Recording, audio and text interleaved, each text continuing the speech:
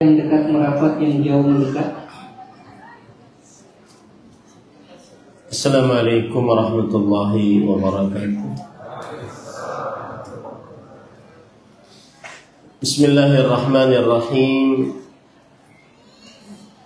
Innal hamdalillah nahmaduhu wa nasta'inuhu wa nastaghfiruh wa na'udzu billahi min shururi anfusina وسيئات أعمالنا من يهده الله فلا مضل له ومن يضلل فلا هادي له أشهد أن لا إله إلا الله وحده لا شريك له وأشهد أن محمدا عبده ورسوله يا أيها الذين آمنوا اتقوا الله حق تقاته ولا تموتن إلا وأنتم مسلمون يا أيها الناس اتقوا ربكم الذي خلقكم من نفس واحدة وخلق منها زوجها وبث منهما رجالا كثيرا ونساء واتقوا الله الذي تساءلون به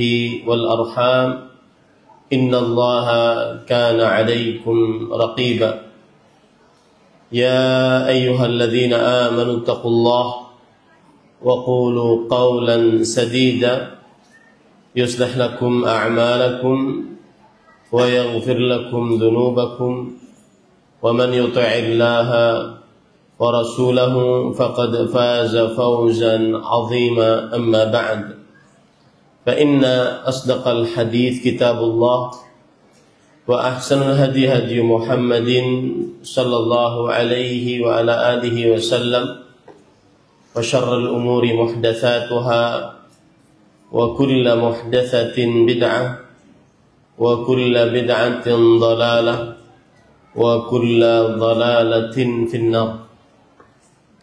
Alhamdulillah, kita bersyukur pada Allah Subhanahu wa taala pada hari ini, hari Jumat malam Sabtu 1 Sya'ban 1446 Hijriah bertepatan dengan 31 Januari 2025. Kita duduk bersama di dalam sebuah rumah dari rumah-rumah Allah Subhanahu wa taala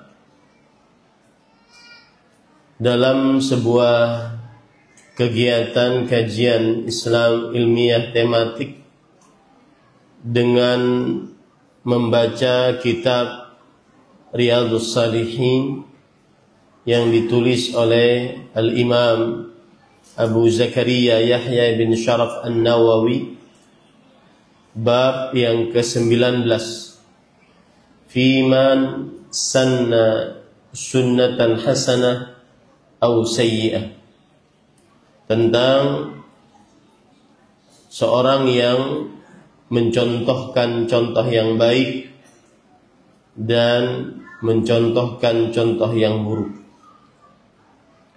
Salawat dan salam semoga selalu Allah berikan kepada Nabi kita Muhammad sallallahu alaihi wa ala alihi wasallam, pada keluarga beliau, para sahabat, serta orang-orang yang mengikuti beliau sampai hari kiamat kelak.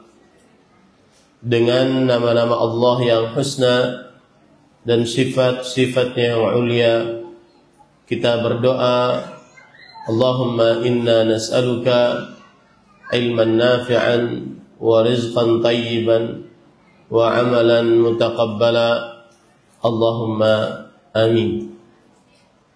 Ahibati fillah, a'afanillah wa iyyakum, kaum muslimin yang saya cintai karena Allah, semoga Allah Subhanahu wa taala selalu memberikan afiat pada kita di dunia dan di akhirat.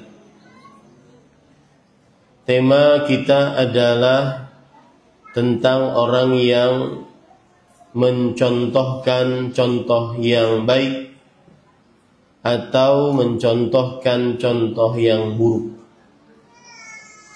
Tema ini dibawakan oleh Al-Imam An-Nawawi rahimahullahu ta'ala setelah bab yang ke-18, yaitu babun fin nahyi 'anil bid'ah wa muhdatsatil umur.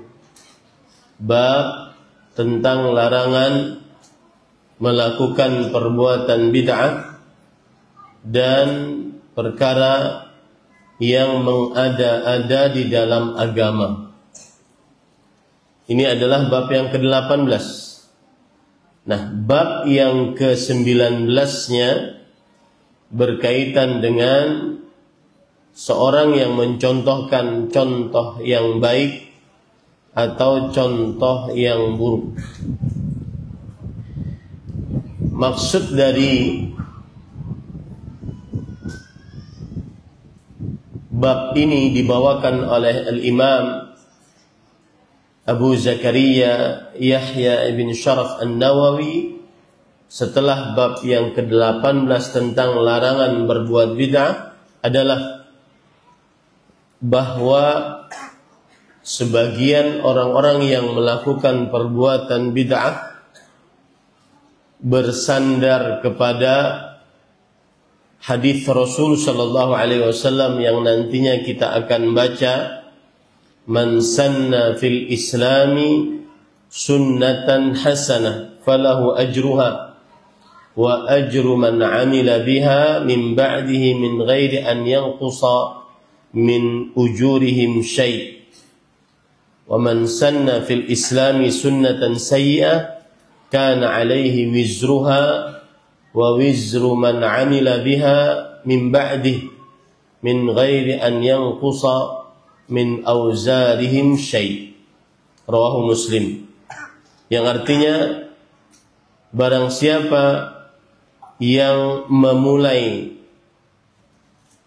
atau mencontohkan sesuatu yang baik di dalam Islam, maka pahala orang yang mengamalkan perbuatan baik tersebut setelahnya tanpa mengurangi sedikit pun pahala yang mengikuti perbuatan baik tersebut. Dan barang siapa yang mencontohkan contoh yang buruk dalam agama Islam, maka dia mendapatkan dosa perbuatan buruknya dan dosa orang yang mengamalkan perbuatan buruk tersebut setelahnya tanpa mengurangi sedikit pun dosa pengikutnya. Hadis ini sering dipakai oleh orang-orang yang mengatakan ada bid'ah hasanah. Jadi hubungannya itu antara bab ke-18 larangan tentang berbuat bid'ah dan perkara yang mengada-ngada dalam agama Islam, kemudian bab ke-19 tentang orang yang mencontohkan contoh yang baik atau contoh yang buruk, yaitu sebagian yang mengatakan bahwa ada bid'ah hasanah di dalam Islam. Mereka berdalil dengan hadis yang saya bacakan tadi. Padahal hadis yang saya bacakan tadi ada ceritanya dan ada asbabul wurudnya, ada sebab kisah di balik hal tersebut, dan tidak dapat dijadikan sebagai dalil tentang adanya bid'ah hasanah. Ini yang dimaksud dengan bab dan hubungan bab ke-19 dengan bab ke-18. Saya ulangi sekali lagi, kita pada malam kali ini mengkaji kitab Riyadhus Shalihin. Dan kitab Riyadhus Shalihin ditulis oleh Al-Imam Abu Zakaria Yahya bin Sharaf An-Nawawi rahimahullah, ulama Islam abad ke-7 Hijriah yang bermadzhab Syafi'i. Dan kitab Riyadhus Shalihin isinya adalah petunjuk-petunjuk dari ayat Al-Quran atau hadis-hadis Rasul sallallahu alaihi wasallam agar seseorang beribadah sesuai dengan sunnah Rasul sallallahu alaihi wasallam, dan agar seseorang berakhlak sesuai dengan sunnah Rasul sallallahu alaihi wasallam, beradab sesuai dengan sunnah Rasul sallallahu alaihi wasallam. Nah, tema yang kita ambil adalah bab yang ke-19 dengan tema babun fi man sanna sunnatan hasanah aw sayyi'ah. Bab tentang orang yang mencontohkan contoh yang baik atau contoh yang buruk. Tadi sudah saya jelaskan, bab ini yang nomor 19 erat kaitannya dengan bab nomor 18. Seakan-akan Imam An-Nawawi rahimahullah mengatakan bahwa tidak ada di dalam Islam bid'ah hasanah. Kenapa? Karena sebagian yang bersandar dengan dalil yang saya sebutkan tadi,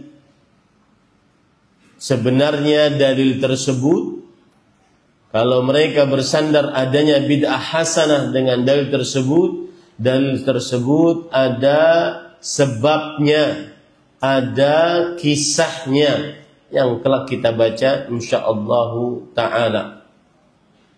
Ini maksud dari bab, ya. Dan saya sengaja di setiap kali kita atau saya safari dakwah ke beberapa daerah, saya mengajak kaum muslimin agar membaca kitab Riyadhus Shalihin. Salah satu faedahnya adalah pembahasannya sangat diperlukan oleh kaum muslimin. Dan yang kedua, di dalamnya hanya ada ayat Al-Quran, hadis-hadis Rasul sallallahu alaihi wasallam yang kebanyakannya sahih, serta sedikit sekali penjelasan-penjelasan dari para ulama tentang hadis-hadis tersebut. Taib. Kemudian Imam An-Nawawi rahimahullah menyebutkan dalil dari Al-Quran. Kebiasaan beliau seperti itu. Setiap kali menyebutkan bab, maka kemudian beliau menyebutkan dalil dari Al-Quran. Dalil ini berkaitan dengan bab. Dalil ini ada hubungannya dengan bab. Qala Al-Imam An-Nawawi rahimahullah, qala Allah Ta'ala, وَالَّذِينَ يَقُولُونَ رَبَّنَا هَبْ لَنَا مِنْ أَزْوَاجِنَا وَذُرِّيَّاتِنَا قُرَّةَ أَعْيُنٍ وَجَعَلْنَا لِلْمُتَّقِينَ إِمَامًا. Imam Nawawi rahimahullahu ta'ala berkata, Allah subhanahu wa ta'ala berfirman dalam surat Al-Furqan ayat 74, dan orang-orang yang berkata, wahai Rabb kami, berikanlah atau anugerahkanlah kepada kami istri-istri kami dan keturunan-keturunan kami sebagai penyenang hati kami, dan jadikanlah kami sebagai imam bagi orang-orang yang bertakwa. Ini adalah dalil yang pertama yang dibawakan oleh penulis Al-Imam An-Nawawi di dalam bab ini. Dan maksud dari dalil ini adalah bahwa Allah Subhanahu wa ta'ala mengkhabarkan tentang sifat hamba-hamba Allah yang beriman, yang senantiasa berdoa kepada Allah agar memiliki istri dan juga anak cucu yang menyenangkan hati, menyejukkan pandangan. Ini adalah sifat orang-orang beriman. Dan ayat ini redaksinya untuk suami dan juga istri. Jika memang seseorang mengaku beriman kepada Allah dan Rasul-Nya, maka hendaklah dia senantiasa berdoa dengan doa ini. Rabbana hablana min azwajina wa dzurriyyatina qurrata a'yun waj'alna lil muttaqina imama. Jadi sekali lagi ayat ini Allah Subhanahu wa taala memberitahukan salah satu sifat hamba Allah yang beriman, ibadur rahman, hamba-hamba Allah yang ar-Rahman, yaitu yang mengucapkan doa selalu Rabbana hablana min azwajina wa dzurriyyatina qurrata a'yun waj'alna lil muttaqina imama. Lalu apa makna doa ini? Makna doa ini adalah seseorang memohon kepada Allah agar menjadikan istrinya, anak, cucu keturunannya orang-orang yang qurratu ain, yang menyejukkan pandangan mata, yang menyenangkan hati suami. Timbul pertanyaan, kapan seseorang istri atau anak cucu bisa menyejukkan pandangan mata suami, menyenangkan perasaan suami? Maka jawabannya adalah apabila mereka mentaati Allah, kemudian mentaati suami dan bapak mereka. Apabila mereka mentaati Allah dan mentaati suami mereka. Ketika seorang suami melihat istrinya taat kepada Allah, bertauhid, tidak mensyirikkan Allah dengan sesuatu apapun, kemudian melihat istrinya taat kepada Allah, senantiasa sholat pada waktunya, taat kepada Allah, senantiasa berpuasa pada bulan Ramadan, taat kepada Allah, senantiasa mengerjakan yang diperintah, menjauhi yang dilarang, maka ini sangat menyejukkan pandangan suami. Ini sangat menyenangkan perasaan suami. Meskipun mungkin sang istri sudah tidak cantik secantik dulu saat dia menikahinya. Mungkin sang istri sudah tidak semolek badannya seperti dahulu ketika dia baru menikahinya. Tetapi qurratu ain, sesuatu yang menyejukkan pandangan mata, menyejukkan perasaan, menyenangkan perasaan suami adalah saat sang istri taat kepada Allah Subhanahu wa taala. Rasul sallallahu alaihi wasallam bersabda, "Rahimallahu imra'atan qamat minal lail fa shallat, thumma ayqadhat zawjaha fa shalla, fa in aba nadahat fi wajhihi al-ma." Allah merahmati seorang istri yang bangun malam, lalu dia sholat, kemudian dia membangunkan suaminya, lalu suaminya sholat. Itulah keluarga yang sangat menyejukkan pandangan mata, keluarga yang sangat menyenangkan hati, senantiasa berta'awun 'alal birri wat taqwa. Dan itulah tanda istri yang salihah, yaitu Rasul sallallahu alaihi wasallam pernah ditanya, ayyul mali nattakhidhuhu khairan? Harta apa yang paling baik kita ambil? Rasul sallallahu alaihi wasallam bersabda, lisanun dzakir wa qalbun syakir wa zaujah mu'minah tu'inuhu ala dini. Yang artinya lisan yang berzikir itu harta yang paling indah. Dan Imam Ibnu Utsaimin rahimahullah, seorang ulama Islam abad ke-15 Hijriah saat ini, mengatakan, hatta tatayaqqan anna dzikra taufiqun min Allah, fa'lam annahu min aysaril a'mal Walakin la yadhkuru rajulun rabbahu illa man waffaqah. Sampai kamu yakin bahwa zikir kepada Allah adalah benar-benar petunjuk dari Allah. Ketahuilah bahwasanya zikir amalan paling mudah, tidak memerlukan tenaga, biaya, usaha yang berat, effort yang kuat. Berzikir, membasahi bibir dengan zikirnya. Tetapi tidak ada yang berzikir seorang pun kecuali orang yang diberi petunjuk oleh Allah Subhanahu wa taala. Itulah harta yang berharga. Lisanun dzakir.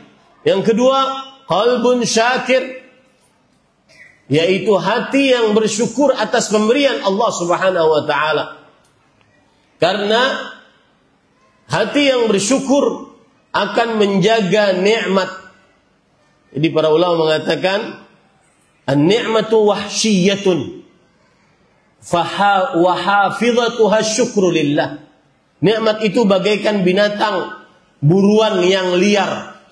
Untuk menjaganya adalah dengan bersyukur kepada Allah. Itulah salah satu harta yang paling berharga. Qalbu yang bersyukur kepada Allah Subhanahu wa taala. Dan yang ketiga harta yang paling berharga adalah zaujah mu'minah tu'inu ala dini zaujiha. Yaitu seorang istri yang beriman yang menolong penegakan agama suaminya. Itu yang membuat perasaan seorang suami sangat senang. Walaupun terkadang sebagaimana saya sebut, wajahnya tidak terlalu cantik seperti dahulu dia menikahi. Badannya tidak terlalu molek seperti dahulu dia awal menikahinya. Tetapi istri yang salihah, fasalihat, qanitat, hafizatun lil ghaibi bima hafizallah. Wanita yang salih adalah qanitat. Qanitat muti'at lillah wa li azwajihinna. Wanita yang sangat taat kepada Allah, kemudian taat kepada suaminya. Itu yang membuat seorang istri senantiasa qurratu ain, menyejukkan pandangan mata, menyenangkan perasaan suami. Kemudian para ikhwan dirahmati oleh Allah Subhanahu wa taala, apa hubungan ayat ini Al-Furqan ayat 74 dengan bab mencontohkan contoh yang baik dan mencontohkan contoh yang buruk? Hubungannya adalah para ikhwan yang dirahmati oleh Allah Subhanahu wa taala, kita ingin agar anak-anak kita, keluarga kita menjadi pelopor-pelopor kebaikan dengan cara menghidupkan sunnah Rasul sallallahu alaihi wasallam di tengah keluarga kita. Itulah hubungan bab ayat ini dengan bab. Kita ingin agar anak-anak kita, istri kita menjadi contoh-contoh kebaikan. Apa maksudnya mencontoh kebaikan? Membuat percontohan kebaikan, mengerjakan contoh yang baik, menghidupkan sunnah Rasul di tengah keluarga kita. Dan kewajiban pertama yang dilakukan adalah oleh suami. Hidupkanlah sunnah Rasul sallallahu alaihi wasallam di tengah keluarga. Dan sunnah yang saya maksud adalah ajaran Rasulullah SAW. Baik ajaran tersebut dari Al-Quran atau hadis Rasulullah SAW. Baik ajaran tersebut hukumnya wajib ataupun hukumnya sunnah. Tegakkanlah sunnah oleh suami, maka istri akan mengikuti, kemudian anak-anak pun akan mengikuti. Ini yang dimaksud oleh Rasulullah SAW. Barang siapa yang mensunnahkan sunnah yang baik, artinya barang siapa yang menghidupkan ajaran Rasulullah sallallahu alaihi wasallam, ya, ajaran Rasulullah sallallahu alaihi wasallam di tengah keluarganya, maka falahu ajruha, dia akan mendapatkan pahalanya. Wa ajru man amila biha min ghairi an yanqusa min ujurihim syai'an. Maka dia akan mendapatkan pahala orang-orang yang mengerjakan, yang mengikutinya tanpa mengurangi pahala orang yang mengerjakan, yang mengikuti dari sunnah-sunnah yang ditegakkan tadi. Ini pesan kepada para suami, tegakkan sunnah di tengah keluarga kita, sehingga kita menjadi waj'alna lil muttaqina imam. Dan jadikanlah kami sebagai imam bagi orang-orang yang bertakwa. Tegakkanlah sunnah, ajaran Rasul SAW. Saya beri contoh, sunnah yang hukumnya wajib. Di antaranya mendirikan sholat pada waktunya. Anda kepala keluarga sangat bertanggung jawab untuk mendirikan sholat di tengah-tengah keluarga pada waktunya. Itu sunnah Rasul SAW. Dan itu kewajiban. Allah Subhanahu wa taala berfirman, "Innas salata kanat 'alal mu'minin kitaban mawquta." Sesungguhnya salat diwajibkan atas orang-orang yang beriman pada waktu yang telah ditentukan. Maka qurratu ain bagi sebuah keluarga adalah saat suami salat pada waktunya, menegakkan sunnah Rasul, menghidupkan sunnah Rasul SAW, tidak menunda-nunda sholat, terutama sholat-sholat yang istimewa seperti sholat subuh. Jangan masuk ke dalam ayat Al-Quran, fawailun lil musallin, neraka wail bagi orang yang sholat. Wail artinya adalah wadin fi jahannam, law suyyirat ma'ahul jibal lama'at, sebuah lembah di dalam neraka jahanam. Saking panasnya, kalau seandainya dimasukkan gunung yang terbuat dari batu, bebatuan, maka gunung tersebut akan meleleh. Saking panasnya neraka wail. Ini disediakan bagi orang yang sholat. Siapa orang yang sholat yang disediakan neraka wail? Alladzina hum an salatihim sahu. Orang-orang yang lalai tentang sholatnya. Maka perhatikan, jangan sampai melalaikan sholat. Imam Ibnu Katsir menyebutkan 5 orang yang melalaikan sholat. Yang pertama, an fi'liha bil kulliyah, meninggalkan sholat sama sekali, tidak pernah sholat. Yang kedua, an fi'liha kharija waqtiha, mengerjakan sholat di luar waktunya tanpa ada alasan yang dibenarkan oleh syariat.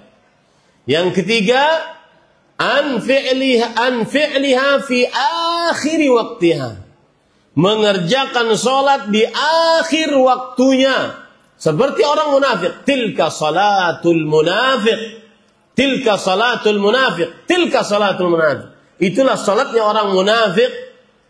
Beliau ulangi 3 kali. Itulah salatnya orang munafik. Itulah salatnya orang munafik. Jika sudah dikumandangkan azan asar, maka ia menunggu hatta idza kanat baina qarnai syaitan, sampai matahari mau terbenam seperti 2 tanduk syaitan. Qama fanaqra arba'an la yadhkuruna Allah illa qalila. Bangun mendirikan salat dalam keadaan seperti ayam mematuk makanannya, sangat cepat, tidak menyebut nama Allah di dalam sholatnya kecuali sedikit saja. Ini pelalaian terhadap sholat. Dan jangan sampai mencontohkan contoh yang buruk, yaitu seseorang menghidupkan contoh yang buruk di tengah keluarganya. Contohkanlah yang baik, mendirikan sholat pada waktunya, dimanapun kita berada, sedang di rumah, sedang di masjid, sedang di pusat perbelanjaan, maka jagalah sholat. Sungguh anakmu akan merekam itu. Salah satu yang paling dia ingat dari bapaknya, kalau urusan sholat, meskipun kita sedang di pusat perbelanjaan, pasti bapak ribet tentang sholat. Jangan sampai dibiasakan atau terbiasakan dalam benak sang anak bahwa kebiasaan bapak kalau sedang di pusat perbelanjaan lalai sholatnya. Maka ini tidak qurratu ain. Ini tidak mencontohkan contoh yang baik. Itu contoh yang baik, yaitu menghidupkan hal yang wajib dari sunnah Rasul sallallahu alaihi wa ala alihi wasallam. Baik. Kemudian para ikhwan dirahmati oleh Allah Subhanahu wa taala, Imam An-Nawawi menyebutkan dalil yang kedua, yaitu surat Al-Anbiya ayat 73 dalam bab ini. Allah berfirman, "Waja'alnahum a'immatan yahduna bi amrina." Yang artinya, dan kami jadikan mereka sebagai pemimpin yang mengikuti petunjuk kami. Surat Al-Anbiya ayat 73.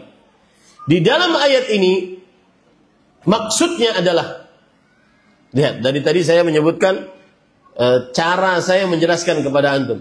Pertama saya menyebutkan ayat, lalu saya terjemahkan. Kemudian yang kedua, saya memaknai ayat agar bisa dipahami. Lalu yang ketiga, apa hubungan ayat ini dengan bab? Begitulah cara membaca kitab Riyadhus Shalihin dan kitab-kitab para ulama lainnya. Ada ayat, ada dalil, kemudian ada fahmud dalil, pemahaman terhadap dalil, ada fahmul istidlal, pemahaman terhadap pendalilan dari dalil tersebut yang berkaitan dengan bab. Ya, antum secara tidak terasa sudah saya contohkan tadi. Lihat sekarang, saya sudah sebutkan dalilnya, saya sudah sebutkan artinya, lalu saya mengajak untuk memahami dalil ini. Apa maksud dari dalil ini? Dalil ini maksudnya adalah surat Al-Anbiya ayat berapa tadi? 73. Allah mengabarkan tentang kebiasaan Nabi Ibrahim alaihi salam dan keturunannya. Dari 25 nabi, maka yang merupakan keturunan Nabi Ibrahim adalah 18 nabi. Maka pantas Nabi Ibrahim alaihissalam disebut sebagai Abul Anbiya, bapaknya para nabi. Nabi Ibrahim alaihissalam memiliki keturunan Ismail dan Ishak. Dari Ismail alaihissalam ada keturunan yang mana Adnan. Dari Adnan turun Nabi Muhammad sallallahu alaihi wasallam. Sedangkan Ishak sisa daripada 18 tadi. 19 Nabi Ibrahim, kemudian 20 Nabi Ismail, 21 Nabi Nabi Muhammad sallallahu alaihi wasallam. Maka 19 kurang 3, sisanya 16 orang, seluruhnya adalah keturunan Nabi Ishak alaihi salam. Dan kebiasaan mereka adalah a'immatan yahduna bi amrina. Bagaimana mereka menjadi nabi, menjadi pemimpin umat, yaitu dengan mengikuti petunjuk yang ditunjuki oleh Allah Subhanahu wa taala dengan penuh kesabaran. Itu makna ayat. Kebiasaan keluarga Nabi Ibrahim yang merupakan keturunan para nabi adalah mengikuti petunjuk yang ditunjuki oleh Allah Subhanahu wa taala dengan penuh kesabaran. Makanya mereka menjadi a'immah, pemimpin-pemimpin umat Islam, menjadi para nabi dan para rasul alaihi wassalatu wassalam. Berarti jika kita ingin menjadi imam, pemimpin, syaratnya satu, mengikuti petunjuk Allah dan Rasulullah sallallahu alaihi wasallam. Dan siapa saja yang mengikuti petunjuk Allah dan Nabi kita Muhammad sallallahu alaihi wasallam, maka tidak akan pernah sesat di dunia dan di akhirat. Ini jaminan dari Allah dan Rasulnya. Dalam surat Thaha ayat 123 Allah Subhanahu wa taala berfirman, "Faman ittaba'a hudaya fala yadhillu wa la yashqa." Yang mengikuti petunjukku tidak akan pernah sesat dan tidak akan pernah sengsara. Sesat di dunia tidak akan pernah. Sengsara di akhirat tidak akan pernah. Karena mengikuti petunjuk Allah dan Rasulnya salawatu rabbi wa salamuhu wa barakatuhu alaih. Abdullah bin Abbas, ahli tafsir di generasi sahabat, turjumanul Quran radhiyallahu anhuma. Beliau berkata, "Dhaminallah, Allah menjamin. Man ittaba'a hudallah falan yadhilla fid dunya wa lan yashqa fil akhirah."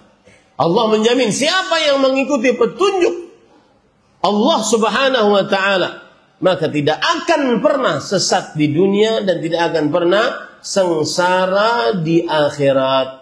Ikutilah petunjuk Allah Subhanahu wa taala dalam Al-Qur'an ataupun hadis Rasul sallallahu alaihi wasallam dalam hadis-hadisnya yang sahih. Baik, itu ayat, itu artinya, itu maknanya. Apa hubungan ayat ini dengan bab? Hubungan ayat ini adalah bahwa siapa yang ingin menjadi sukses, imam, pemimpin dalam agama, wajib mengikuti petunjuk Rasul. Jangan berbuat apa? Bid'ah. Mengada-ngada dalam agama. Yang ingin menjadi imam, pemimpin di tengah umat Islam, maka wajib untuk menghidupkan sunnah Rasul sallallahu alaihi wasallam, mencontohkan sunnah Rasul sallallahu alaihi wasallam dan bersabar di atasnya. Apalagi kita di zaman banyak orang-orang yang mengerjakan sunnah dituduh dengan tuduhan-tuduhan yang keji. Tuduhan yang keji seperti digelari dengan gelar-gelar buruk.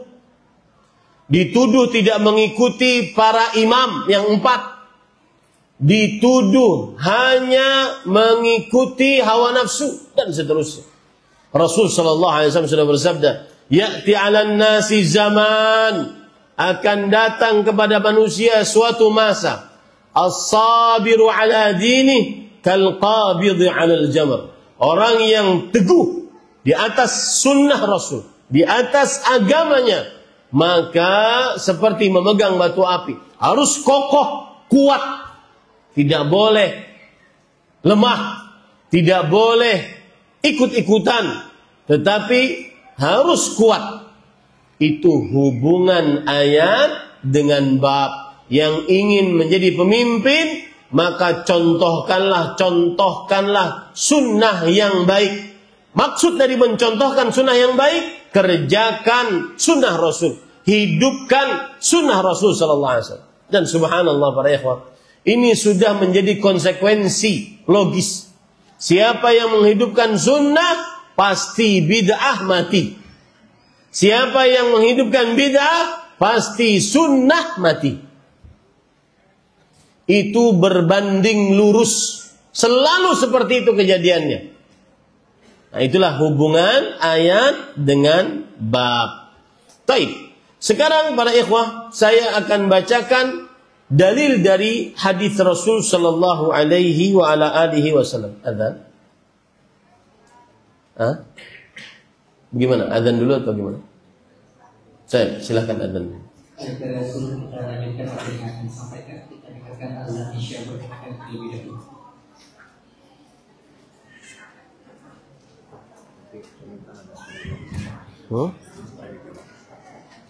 Iya.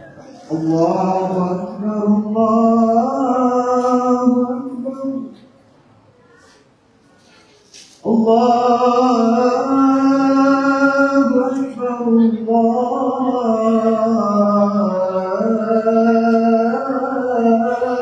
Akbar.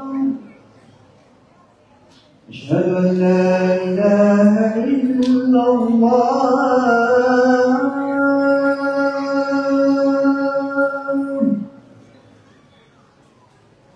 أشهد أن لا إلا الله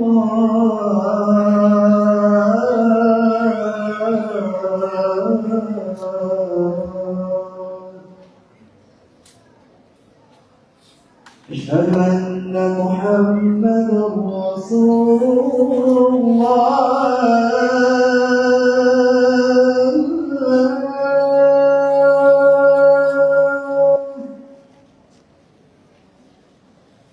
أشهد أن محمدا رسول الله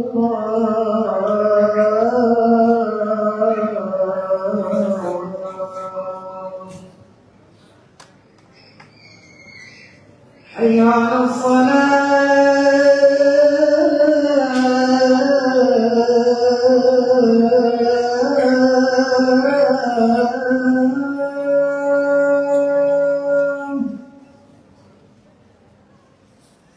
حي على الصلاة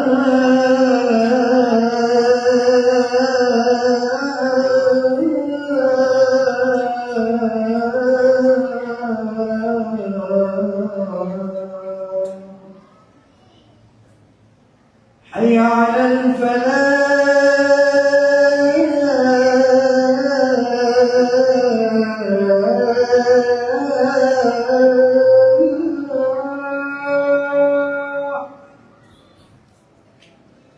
حي على الفلاح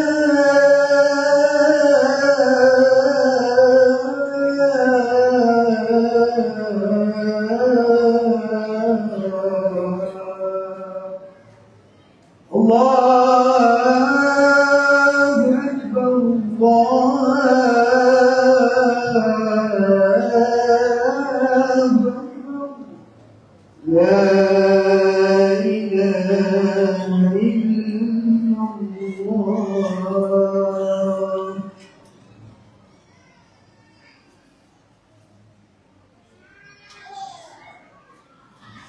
Baik, kita lanjutkan. Setelah Imam Nawawi rahimahullah menyebutkan dalil dari Al-Quran sebanyak 2 ayat tentang bab atau yang berkaitan dengan bab, maka beliau menyebutkan hadis.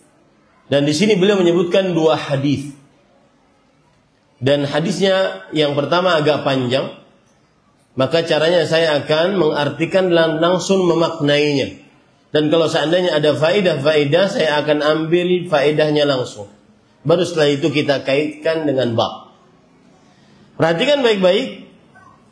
Al-Imam An-Nawawi rahimahullah berkata, An Abi Amr Jarir bin Abdullah radhiyallahu anhu. Dari Abu Amr adalah kunyah dan termasuk sunnah Rasul sallallahu alaihi wasallam. Hendaknya seorang muslim mempunyai kunyah meskipun belum punya anak, meskipun dia masih anak kecil.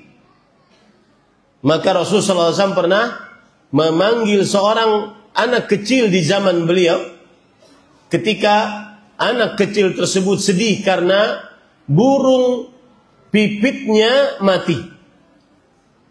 Kemudian beliau bersabda, Ya Aba Nughair ma fa'alan Nughair, Ya Aba Umair ma fa'alan Nughair. Wahai Abu Umair, apa yang dilakukan, apa yang terjadi kepada burung agar mengangkat perasaannya sehingga tidak terlalu sedih karena dia merasa dia adalah seorang bapak. Ini para ikhwan yang dirahmati Allah. Sini Abu Amr. Maka seorang muslim semestinya mempunyai kunyah. Rasulullah SAW bersabda kepada Aisyah radhiyallahu anha, istri beliau yang belum punya anak, takanni bi ummi Abdillah fa anti ummi Abdillah. Berkunyahlah dengan Ummu Abdillah. Sesungguhnya engkau adalah Ummu Abdillah. Dan kunyah termasuk daripada sunnah Rasul Sallallahu Alaihi Wasallam. Sunnah yang saya maksud sekali lagi adalah ajaran Rasul Sallallahu Alaihi Wasallam. Saya tidak berbicara tentang hukumnya, wajib atau sunnah. Taib. Namanya Jarir bin Abdullah radhiyallahu anhu. Sahabat Nabi bernama Jarir bin Abdullah qala kunna fi sadrin nahar 'inda Rasulillah sallallahu alaihi wasallam. Jarir bin Abdullah radhiyallahu anhu beliau bercerita, kami berada bersama Rasulullah sallallahu alaihi wasallam di suatu siang. Faja'ahu qaumun 'uratun mujtabin nimar awil 'aba mutaqallidis suyuf 'ammatuhum min mudar bal kulluhum min mudar. Tiba-tiba datanglah sekelompok orang yang tidak berpakaian. Maksudnya tidak berpakaian, hanya memakai satu sarung, hanya memakai kain selimut terbuat dari bulu, di tengahnya dilubangi untuk masuk kepala. Jadi pakaiannya hanya terbuat dari kulit kambing yang dibolongi di tengahnya agar bisa masuk ke dalamnya kepalanya. Mereka menyandang pedang, pedangnya ada di pinggangnya. Sebagian mereka atau bahkan seluruhnya berasal dari Bani Mudar, keturunan Mudar. Fatama'ara wajhu Rasulillah sallallahu alaihi wasallam. Melihat para sahabat Nabi seperti itu, tidak mempunyai baju, hanya berasal dari kulit kambing bajunya ataupun hanya berasal dari selimut yang fungsinya bisa menutup sebagian tubuhnya saja, maka Rasul sallallahu alaihi wasallam wajahnya tampak berubah. Kenapa? Lima ra'a bihim minal faqah. Karena melihat kefakiran kaum yang datang tersebut. Ini ada sahabat Rasul sallallahu alaihi wasallam datang dalam keadaan penuh dengan kemiskinan. Kemudian fadakhala thumma kharaja fa'amara Bilalan fa'adzana wa aqam. Lalu Rasul sallallahu alaihi wasallam masuk ke dalam rumah, lalu beliau keluar lagi dan memerintahkan Bilal bin Rabah untuk mengumandangkan azan kemudian iqamah. Fa shalla thumma khatab. Lalu Rasul sallallahu alaihi wasallam salat mengimami kaum muslimin, lalu beliau berkhutbah di hadapan para sahabat. Beliau membaca ayat, ya ayyuhan nas ittaqu rabbakumul ladzi khalaqakum min nafsin wahidah wa khalaqa minha zawjaha wa batha minhuma rijalan katsiran wa nisaa wattaqullaha alladzi tasaaluna bihi wal arham innallaha kana 'alaikum raqiba. Yang artinya, wahai manusia, takutlah kalian kepada Allah Rabb kalian yang telah menciptakan kalian dari satu jiwa. Sampai kepada ayat innallaha kana 'alaikum raqiba. Sesungguhnya Allah Maha mengawasi kalian. Ayat ini kenapa dibaca oleh Rasul sallallahu alaihi wasallam? Beliau kasihan melihat sahabat yang tidak punya pakaian. Pakaiannya hanya sebatas selimut. Tidak punya pakaian, tetapi berjihad di jalan Allah, pejuang Islam. Maka beliau ingin mengingatkan kaum muslimin, berilah hadiah ini. Nafkahi mereka. Sesungguhnya kalian itu satu jiwa dari nenek moyang yang sama. Dan apa yang kalian lakukan Allah Maha mengawasinya. Itu maksud beliau membacakan surah An-Nisa ayat 1. Wal ayatul ukhra allati fi akhiril hasyr ya ayyuhalladzina amanu taqullah wal tanzur nafsun ma qaddamat lighad. Kemudian beliau membaca ayat yang kedua, wahai orang-orang yang beriman, bertakwalah kepada Allah dan perhatikanlah, dan hendaknya seseorang memperhatikan apa bekal yang sudah disiapkan untuk kehidupan besok. Di sini pelajaran menarik para ikhwan. Salah satu kiat agar semangat meletakkan harta di jalan Allah, tidak ragu-ragu, tidak banyak fikir, tidak banyak hitungan, terutama menafkahi rahim. Ini saya tekankan ini. Yang pernah ngaji sama saya harus benar-benar dekat dengan rahimnya, royal dengan rahimnya, lebih royal daripada selainnya. Rahimmu adalah orang tuamu, kakekmu, buyutmu, terus ke atas. Rahimmu adalah anakmu, cucumu, cicitmu, terus ke bawah. Rahimmu adalah saudara-saudarimu, kakak, adik, sekandung, sebapak, seibu. Kemudian rahimmu adalah keponakan-keponakanmu. Itu rahim. Keponakan itu bagaikan anak sendiri. Rahimmu adalah paman bibimu, baik itu saudara-saudari bapak atau saudara-saudari ibu. Wajib dekat dengan rahimnya. Ya, ini para ikhwan yang dirahmati oleh Allah. Saya ulangi, kiat agar mudah bersemangat untuk meletakkan harta di jalan Allah, maka ingat akhirat. Bekal apa yang sudah kita tabung untuk kehidupan akhirat, dan itulah harta yang sebenarnya. Ya, Rasulullah SAW mengatakan, innakum lataquluna mali mali. Kalian sering mengatakan, ini Ustaz, ini harta saya, ini rumah saya, ini perusahaan saya, ini.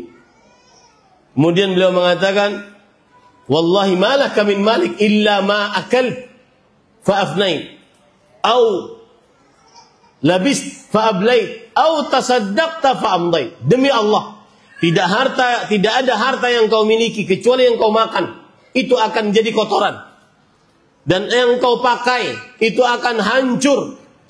Dan yang engkau sedekahkan itulah yang kekal abadi. Itulah teman sejati kelak di akhirat.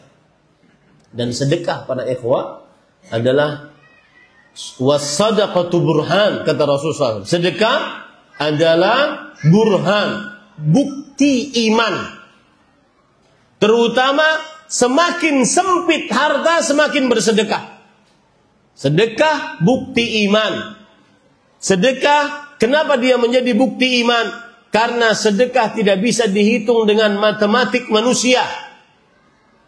Kita punya 100.000, kita sedekahkan 30.000, yang tersisa adalah 70.000. Itu hitungan matematik manusia. Tetapi ketika kita bersedekah 30.000, sebenarnya harta yang sesungguhnya yang kita miliki adalah 30.000. Itu dikalikan 100, dikalikan 7, dikalikan 100, dan dikalikan berlipat-lipat. Itulah harta sebenarnya. Bahkan semakin sulit, semakin bersedekah, semakin besar pahalanya. Rasulullah SAW ditanya, ayyus sadaqati a'zam, sedekah apa yang paling besar pahalanya? Maka beliau menjawab, anta saddaq wa anta sahihun syahihun ta'mulul ghina wa takhshal faqr. Engkau bersedekah dalam keadaan sehat, takut miskin, ingin kaya.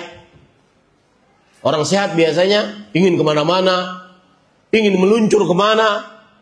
Apalagi dengan kesehatan, ditambah dengan harta yang banyak, ingin semuanya dirasain. Takut miskin, ingin kaya. Saat itu dia memperbanyak sedekahnya. Dalam riwayat yang lain, Rasulullah SAW ketika ditanya, sedekah apa yang besar pahalanya? Beliau mengatakan, juhdun muqil. Sedekah yang dikeluarkan dengan penuh kesulitan dan saat sedikitnya harta. Makanya Rasulullah SAW bersabda, as-sadaqatu burhan. Sedekah itu adalah bukti iman. Sekali lagi saya kembali kepada ayat, yaitu orang agar gemar bersedekah, maka yang ada dalam benaknya adalah berapa yang sudah saya tabung untuk kehidupan akhirat kita. Jadi sebenarnya konsep dalam agama Islam, menabung yang benar adalah menabung di akhirat. Adapun harta yang kita simpan, rumah mega, mobil mewah, harta bertumpuk ruah, itu semua adalah kapan kita mati, maka itu adalah milik ahli waris, bukan milik kita. Lihat, perhatikan perkataan Syekh Al-Allamah Al-Imam Dr. Saleh bin Fauzan bin Abdullah Al-Fauzan hafizahullah. Beliau mengatakan, kata beliau, perhatikan ya, ini terutama gara-gara harta terputus rahim. Saya pernah sedih sekali. 5 tahun, kata si penanya. 5 tahun Ustaz, kakak adik tidak pernah tegur sapa. Gara-gara harta waris yang ditinggalkan oleh orang tua. Subhanallah. Selama 5 tahun tersebut, amalannya tidak terangkat. Yang memutuskan hubungan rahim, amalannya tidak diangkat. Tidak dihadapkan kepada Allah Subhanahu wa taala. Tidak, pintu langit tidak terbuka untuk amalannya karena hubungan rahimnya terputus. Padahal lihat, kata Syekh Saleh Fauzan hafizahullah, sayandamul insanu amma qarib. Manusia akan menyesal sebentar lagi. Hina intaqala min ad-dari dunya ila daril akhirah. Ketika dia berpindah dari kehidupan dunia kepada kehidupan akhirat. Kenapa? Fawajada anna al-mal alladhi at'aba nafsahu min ajlih la yahmilu ma'ahu syai' illa kafanu. Bahwa harta yang dia dewa-dewakan selama ini di dunia, dia capekkan badannya untuk mendapatkannya selama ini di dunia, sampai memutus hubungan rahim, bahkan sampai membunuh orang gara-gara harta. Ternyata dia tidak bawa sama sekali kecuali cuma 2 kain kafannya. Al-insan yadkhulu ila dunya uryan laysa ma'ahu syai' wa kharaja minha uryan laysa ma'ahu syai' illa kafanu. Seseorang masuk ke dunia dalam keadaan telanjang, tidak membawa apa-apa. Keluar pun demikian, tidak membawa apa-apa kecuali cuma 2 kain kafan. Apakah hanya karena 2 kain kafan kita bunuh orang? Apakah karena hanya 2 kain kafan kita sikut orang? Apakah karena hanya 2 kain kafan kita memutuskan hubungan rahim? Apakah karena 2 kain kafan kita senantiasa menghibah orang yang sudah mengambil menurut kita harta waris kita? Subhanallah. Ini para ikhwan yang dirahmati oleh Allah. Kemudian Rasulullah sallallahu alaihi wasallam kemudian bersabda, tasaddaqa rajulun min dinarihi, min dirhamihi, min thawbihi, min sa'in wa burrin, min sa'i tamrihi. Yang artinya, bersedekahlah seorang lelaki dari uang dinarnya, uang dirhamnya, pakaiannya, sekarung gandumnya, sekarung kurmanya, hingga beliau bersabda, walau bisyiqqi tamrah, meskipun hanya dengan setengah kurma bersedekahlah. Ini nggak masuk hitungan matematik, oleh. Berapa harga setengah kurma? Nggak ada harganya. 1 kurma saja halal kata orang di Madinah, halal. Ya, nggak ada hitungan. Tapi di sisi Allah, Rasulullah SAW bersabda, ittaqun nar walau bisyiqqi tamrah. Bentengi dirimu dari api neraka walaupun bersedekah hanya dengan setengah kurma. Maka apa yang terjadi para ikhwah yang dirahmati oleh Allah Subhanahu wa taala, faja'a rajulun binal ansar bi surrah kadat kaffuhu ta'jizu anha. Lalu lihat, ini menarik.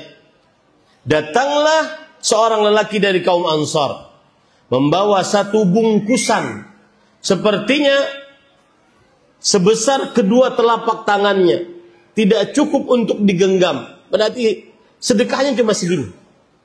Entah itu kurma ataupun itu sepertinya kurma, karena tidak disebutkan dalam hadis. Bersedekah segitu. Dan di sini pelajaran menarik. Beginilah para sahabat Nabi, kenapa mereka seluruhnya dijamin surga oleh Allah Subhanahu wa taala. Wa kullan wa'adallahu al-husna. Setiap dari para sahabat dijanjikan surga. Karena mereka kapan mendengar perintah Allah dan Rasulnya langsung taat. Walaupun dalam keadaan sulit. Ini tanamkan dalam qalbu. Sangat patuh taat kepada Allah dan Rasulnya sallallahu alaihi wasallam. Walaupun bertentangan dengan akalnya, bertentangan dengan keadaannya. Ada sebuah kisah, hadis sahih. Seorang sahabat bercerita, kunna fi maja'ah. Kisah ini saya ingin sebutkan bahwa kebiasaan para sahabat, mereka sangat taat kepada Allah dan Rasulnya, meskipun dalam keadaan sulit. Dan itu adalah manhaj salaf. Itu adalah metode para ulama salaf dalam beragama. Sangat taat dan cepat mengerjakan perintah Allah dan Rasulnya. Kunna fi maja'ah. Kata sahabat Nabi, kami berada di dalam keadaan yang sangat lapar. Kemudian fa asabna humran min humuril ahliyah. Lalu kami dapati seekor keledai liar. Kemudian kami sembelih, kami masak. Tinggal dibagikan. Dalam keadaan lapar. Besok berperang, bertemu dengan musuh. Kemudian datang munadi Rasulullah sallallahu alaihi wasallam. Datang seorang yang menyeru dari Rasulullah sallallahu alaihi wasallam, utusan Rasulullah sallallahu alaihi wasallam. Innallaha wa rasulahu yanhayanikum an luhumi humuril ahliyah. Allah dan Rasulnya melarang kalian untuk makan daging keledai liar. Apa yang terjadi? Protes mereka. Wahai Rasulullah, kita lapar, besok ketemu musuh. Ini sudah jadi, sayang. Fa'akfa'na. Kami balikkan makanan tersebut. Dengan itu mereka mendapat ridha Allah. Was-sabiqunal awwaluna minal muhajirin wal ansar walladzina tabauhum bi ihsanin radhiyallahu anhum wa radu an. Orang-orang generasi pertama dari kaum muhajir ansar dan orang-orang yang mengikuti mereka dengan baik, mereka diridhai oleh Allah. Ingin dapat ridha Allah, contohlah para sahabat. Itulah manhaj salaf. Yaitu apa saja yang ada di dalam perintah Allah dikerjakan. Di dalam larangan Rasulullah SAW dijauhi. Kemudian pada ikhwan yang dirahmati oleh Allah, lanjut. Bal qad ajazat thumma tataba'an nas hatta ra'aitu qaumaini min ta'amin wa thiyab hatta ra'aitu wajha Rasulillah sallallahu alaihi wasallam yatahallalu ka'annahu mudhhabah. Yang artinya, kemudian setelah seorang tersebut membawa kurma satu plastik, maka kemudian para sahabat yang lain mengikutinya, saling berlomba-lomba membawa juga sedekahnya, sampai akhirnya terlihat tumpukan makanan dan tumpukan pakaian. Jadi para ikhwah, pengumpulan sesuatu boleh saja, asalkan maslahatnya benar-benar terlihat untuk kaum muslimin.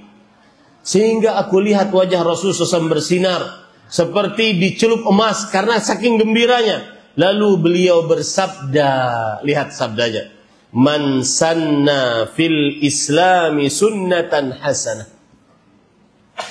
Siapa yang mensunnahkan di dalam Islam sunnah yang baik, falahu ajruha wa ajru man amila biha min ba'dihi min ghairi an yanqusa min ujurihim syai'a. Maka bagi siapa yang mensunnahkan di dalam Islam sunnah yang baik, dia akan mendapatkan pahalanya dan pahala orang yang mengerjakannya setelahnya tanpa mengurangi pahala mereka sedikit pun. Saya ingin bertanya sekarang, saya ulangi hadisnya. Siapa yang mensunnahkan sunnah yang baik, maka baginya pahalanya dan pahala orang-orang yang mengikuti kesunahan tadi, tanpa mengurangi pahala mereka yang mengikuti sunnah tadi sedikit pun. Pertanyaan saya, apa yang dimaksud sunnah yang baik di dalam hadis ini? Apakah berbuat bid'ah sehingga disebut ada bid'ah hasanah?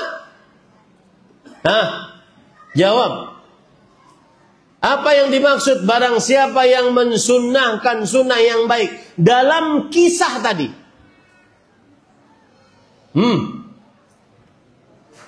Yaitu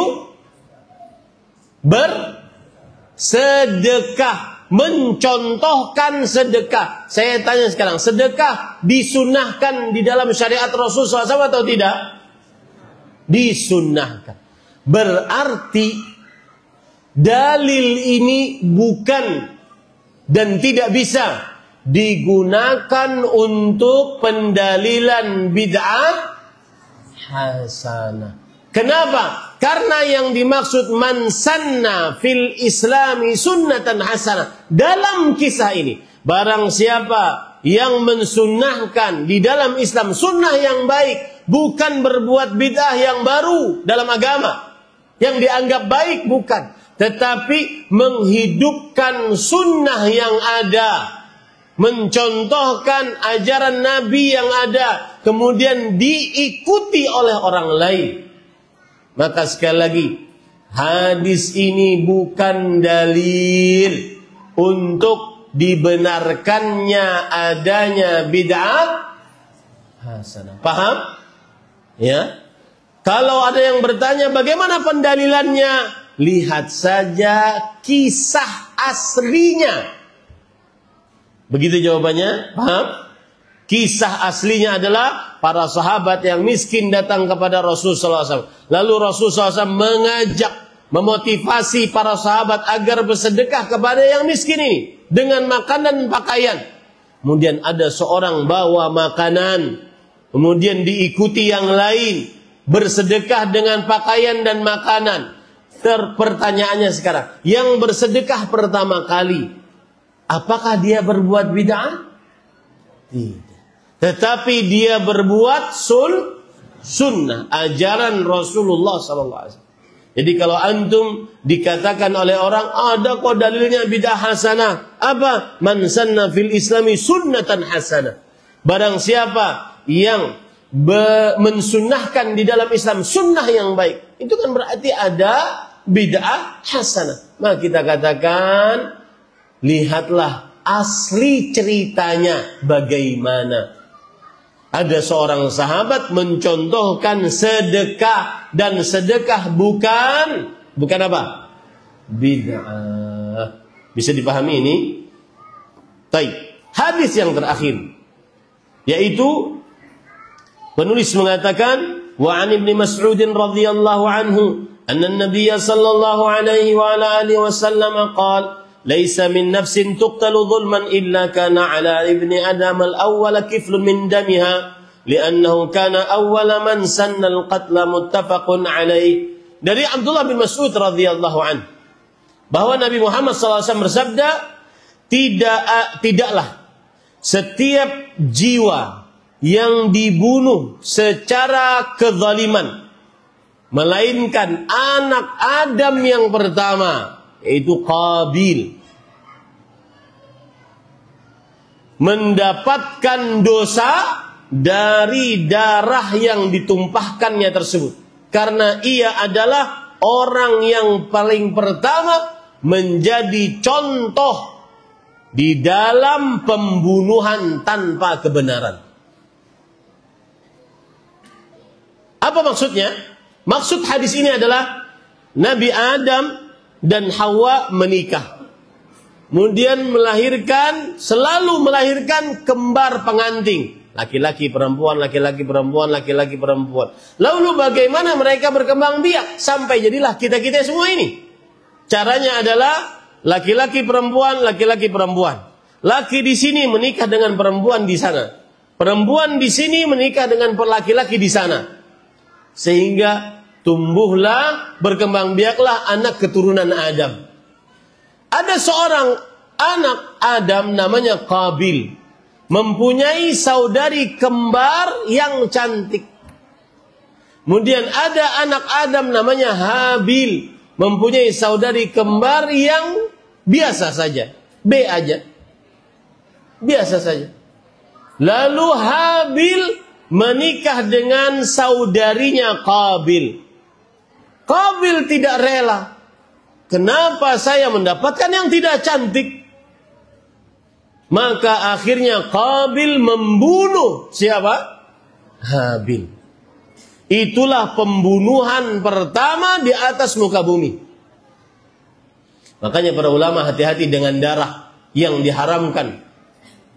Karena Imam Ahmad rahimahullah pernah mengatakan, tidak ada dosa yang lebih besar setelah kesyirikan kecuali dosa pembunuhan. Ini hati-hati nih.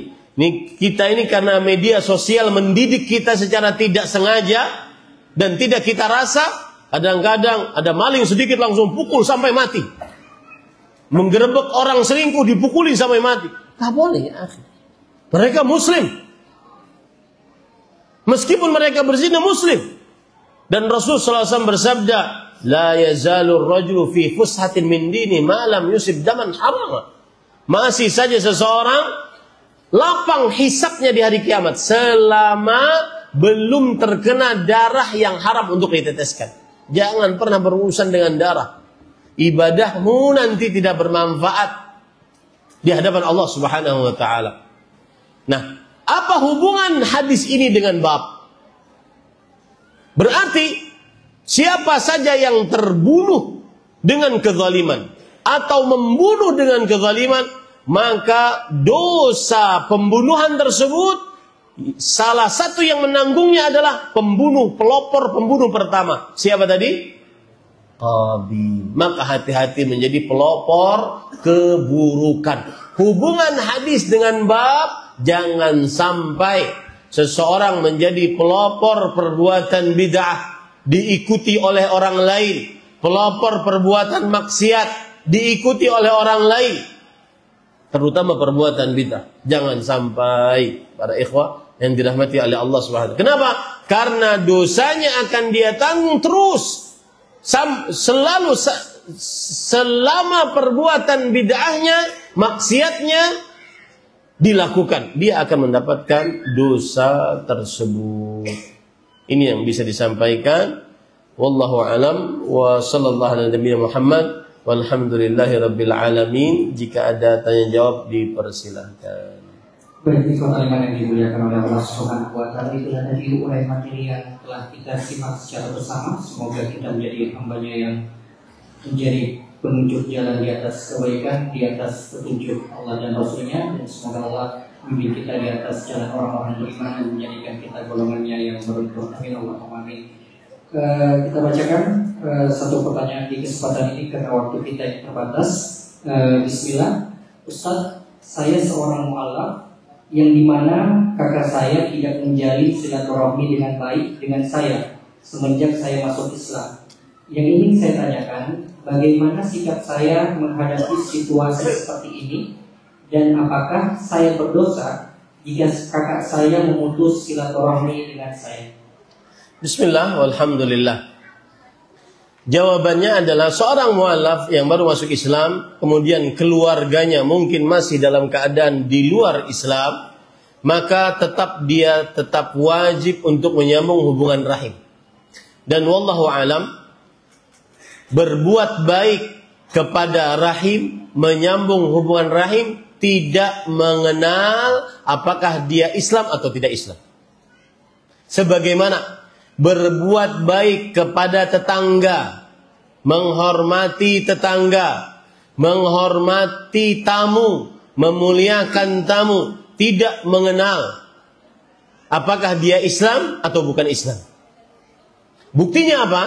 Allah Subhanahu wa taala berfirman tentang orang tua, "Wa in jahadaka 'ala an tusyrika bi ma laysa laka bihi 'ilm, fala tuti'huma wa sahibhuma fid dunya ma'rufa." Yang artinya, jika kedua orang tuamu memaksamu untuk mensyirikkan Allah tanpa ilmu dan tanpa dasar ilmu pengetahuan, maka jangan taati mereka berdua, tetapi sahibhuma fid dunya ma'ruf.